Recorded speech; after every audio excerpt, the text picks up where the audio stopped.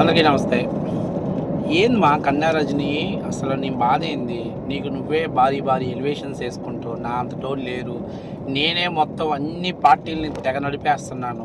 నేను ఒకవేళ పార్టీ మారితే నా దెబ్బకి మిగతా పార్టీలు ఓడిపోతాయని భయపెట్టేసి నన్ను నా ఫ్యామిలీని ఏదో ఇబ్బంది పెడుతున్నారు అనేటువంటి ఏంటో నాకు అసలు నేను నిజంగా చూస్తున్నా. నాకు తెలిసి ఇంత ఓవర్ బిల్డప్ తోటి పనిచేసేటువంటి క్యాండిడేట్నెస్ నేను ఎక్కడ చూడలే. మరి ఆమె ఎందుకు ఆమె ఏమనుకుంటుందో, మరి ఆమె స్థాయి ఏమనుకుంటుందో తెలియదు. కానీ నీలాంటోళ్ళు పార్టీ ఆఫీస్లో గాలి కోసం కిటికీ తీస్తే గాలితో పాటు వచ్చే దుమ్ము లాంటి వాళ్ళు, అర్థమైందా? వాళ్ళు ఏమనుకుంటారంటే దుమ్ము లోపల నేను ఈజీగా ప్రవేశించాలనుకుంటారు.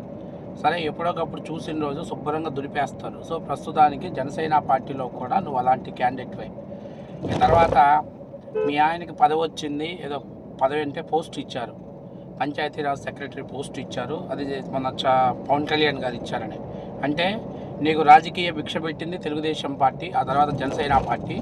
నేను ఎదుగుదలకు గుర్తింపు చేసింది జనసేన పార్టీ. నీ భర్తకి పోస్ట్ ఇచ్చింది కూటమి. కానీ అలా అక్కడ లాభం పొంది, అక్కడ లబ్ధి పొంది అవన్నీ మర్చిపోయి ఏంటో నేనేదో నా సోషల్ మీడియా హైప్ కోసం నన్నేదో పెద్ద నేను మాట్లాడితే ప్రభుత్వాలు షేక్ అయిపోతాయి, నేను మాట్లాడితే ప్రభుత్వాలు కూలిపోతాయి, నేను తలుసుకుంటే ప్రభుత్వాలను అడ్రస్ లేకుండా చేస్తా, నామరూపం లేకుండా చేస్తా. ఎందుకు ఈ ఓవర్ బిల్డప్ మాటలు? అసలు నీ స్థాయి ఏంటి? నువ్వు నీ గురించి అసలు తెలుగుదేశం పార్టీ వాళ్ళు, జనసేన పార్టీ వాళ్ళు అసలు ఎవరు పట్టించుకోవట్లే. కాకపోతే నువ్వు ఓవర్ బిల్డప్గా మాట్లాడుతున్నావు చూసా.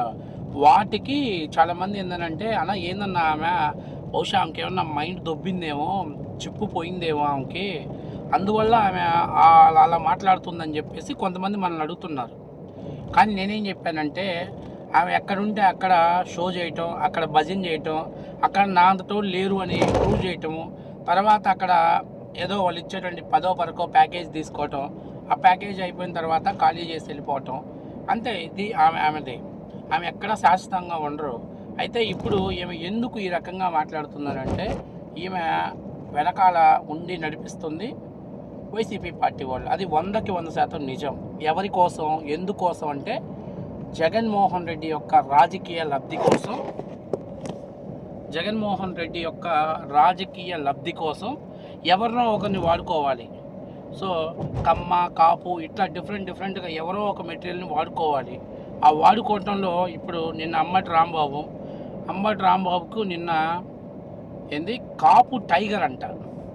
ఆయనేమో అసలు మా కాపులు సరిగ్గా ఉండరు, నేను ఏ కాపు సమాజం మీటింగ్కి వెళ్ళను అని చెప్పేసి ఆయన స్టేట్మెంట్ పాస్ చేశారు అధికారంలో ఉన్నప్పుడు. మరి ఆయన కాపు టైగర్ అని ఇప్పుడు వీళ్ళు చెప్తున్నారు. కానీ ఆయన అధికారంలో ఉన్నప్పుడు కామ టైగర్ అని చెప్పేసి అందరికీ తెలుసు, ఎందుకంటే 2 సార్లు ఆడియో కాల్ బయటకు వచ్చింది. మరి అలాంటి ఆయన్ని నిన్నెవడో గొట్టంగాడు పోలుస్తున్నాడు, వంగవేటి రంగా గారితో పోలుస్తున్నాడు ఆయన్ని. అరే రంగా గారు ఏంటి?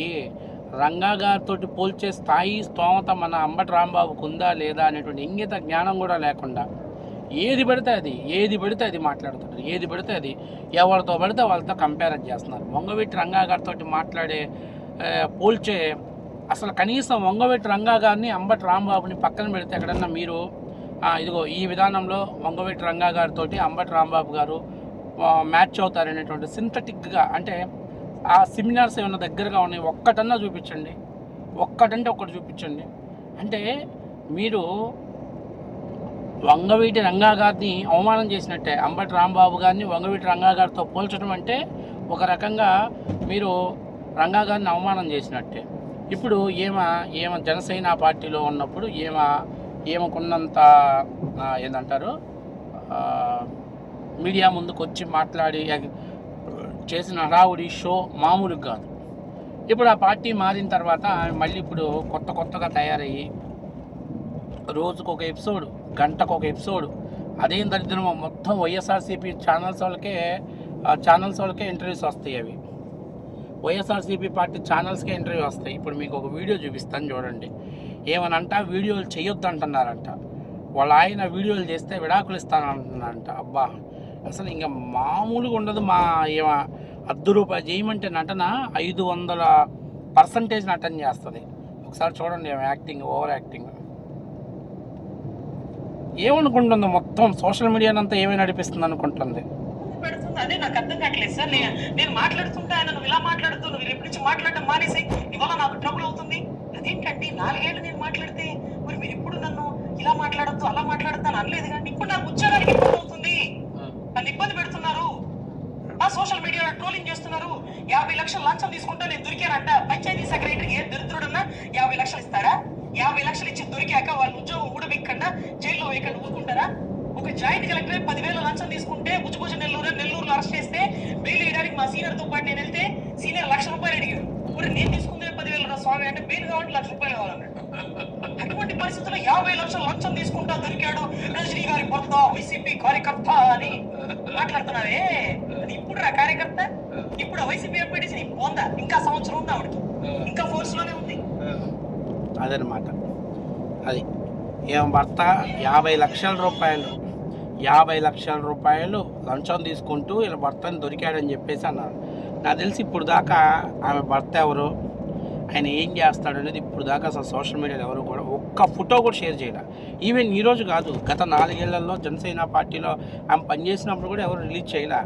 కానీ ఈమె ఎందుకు ఈరోజు ఎన్ని ఎక్స్పోజ్ చేస్తుంది, ఇంట్లో ఉన్న విషయాలు కూడా పర్సనల్ విషయాలు కూడా ఎక్స్పోజ్ చేస్తుందంటే ఇది వైసీపీ ఆడుస్తున్న స్క్రిప్ట్ అన్నమాట. ఎందుకంటే పద్దాగలా ఏడుస్తూ ఉంటే ఎట్లాగైనా అరే ఒక కాపు ఆడపిల్ల ఏడుస్తుంది, ఏంద్రా బాబు ఇంత నిజంగానే వీళ్ళు ఇబ్బంది పెట్టారు కావాలా, ఇంత దౌర్జన్యాలు చేస్తుందా ఈ ప్రభుత్వం అని రాజకీయ లబ్ధి పొందటం కోసం, ఆమె ఆ పార్టీకి లబ్ధి చేకూర్చడం కోసం వాడుతున్నటువంటి పొలిటికల్ డ్రామాలు. మొన్ననే కదా సార్ హార్ట్ స్ట్రోక్ వచ్చిందంటుంది. ఎందుకమ్మా నీకు హార్ట్ స్ట్రోక్ వచ్చినప్పుడు ప్రశాంతంగా పోయి రెస్ట్ తీసుకోవచ్చు కదా, నువ్వేమి ఇప్పుడే మేల్కొని వచ్చి యుద్ధం చేయాల్సినంత అవసరం ఏముంది? ఏమంత కొంపలు మునిగిపోయాయి? అన్నకు వచ్చి ఆ 11 కూడా రావు, అందరూ తెలిసిన విషయమే. నువ్వెందుకు ఆరోగ్యం పాడు చేసుకుంటావు? 2029లో రిజల్ట్స్ చూసే వరకు కూడా నువ్వు హ్యాపీగా ఉండాలి. ఎటువంటి స్టంట్లు నీ గుండెకి వేయకుండా ఉండాలంటే కొంచెం పీస్ఫుల్గా వచ్చేసి మాట్లాడు. మీ వాళ్ళు ఎంపీటీసీలు లేకపోతే నీ భర్త వైసీపీ కార్యకర్త అని మేమెవరం వల్ల నీకు నువ్వే ఎక్స్పోజ్ చేసుకుంటున్నావు.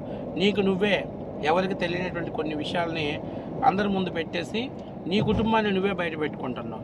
ఏదైనా మాట్లాడితే ఏడుస్తావు, ఏదైనా మాట్లాడితే నన్ను తెలంగాణలో ఎమ్మెల్సీ ఇస్తామన్నారు అనుకుంటుంది. అసలు ఏంటి నీ కెపాసిటీ ఏంటి? అసలు నీకు ఒక విషయం తెలుసో తెలియదు, ఒక అడ్వకేట్ అనేవాళ్ళు ఎక్కడైనా మీడియా ముందు కేసుకు సంబంధించిన అంశాలు తప్ప నుంచి మిగిలినటువంటి డెబేట్ కానీ లైవ్ షోలో పార్టిసిపేట్ చేసేటప్పుడు వాళ్ళ ఒంటి మీద నల్లకోటు ఉంచకూడదు అనేటువంటి కనీస ఇంగిత జ్ఞానం కూడా లేదు నీకు, కనీసం ఆ డిసిప్లిన్ కూడా లేదు. నువ్వు కూడా మీడియా ముందుకు వచ్చి అందరికి నువ్వు అలా ఉండకూడదు, నువ్వు ఇలా ఉండకూడదు అని చెప్తున్నావు. కానీ మనం పాటించాం, నీతులు మనం చెప్పడం వరకే కానీ పాటించాం. నేను అడిగేది ఏంటంటే అస్సలు నేను ఇంకా చెప్పా, ఒక డస్ట్తో పోల్చుకున్నారు. ఏదో గాలి తీసాం, గాలి కోసం కిటికీ విండో ఓపెన్ చేస్తే అందులో నుంచి వచ్చిన డస్ట్ అని పోల్చుకున్నావు.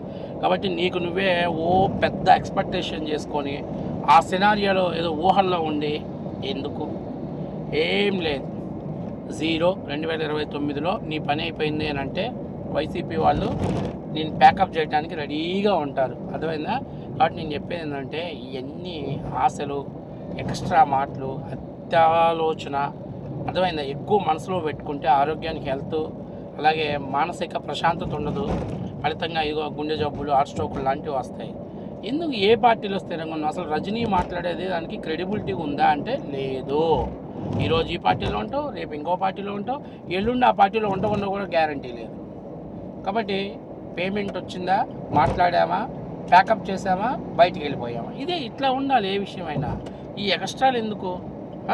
కొత్తగా వచ్చిన వాడికి పొద్దున అన్నట్టు కూలి పద్దాకలు దంచిన అదే కూలి, ఎగిరెగిరి దంచిన అదే కూలి, ఎగరకొండ దంచిన అదే కూలి, ఎగిరి ఎందుకు ఆయాసం తెచ్చుకోవటం? కాబట్టి నేను చెప్పే నీ సలహా ఏంటంటే నీ ఆయన గురించి కానీ నీ గురించి కానీ అసలు మాట్లాడటం శుద్ధ వేస్ట్.